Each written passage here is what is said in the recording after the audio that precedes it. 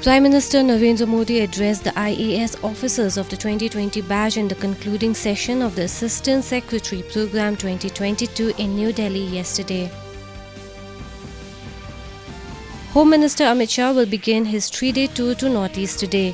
In the first leg of his visit to Sikkim, he will unveil a statue of Sardar Patel and take part in Dairy Conclave in Gangtok. He will reach Guwahati in the evening. Enforcement Directorate is conducting raids at more than 30 locations in Delhi and Punjab in connection with the Delhi excise policy case.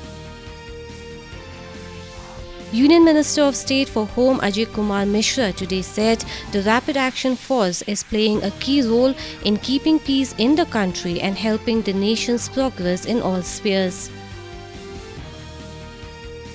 Nongstoin MLA Macmillan Bursard on Thursday laid the foundation stone for the construction of the vocational training centre owned by Nongstoin Social Service Society.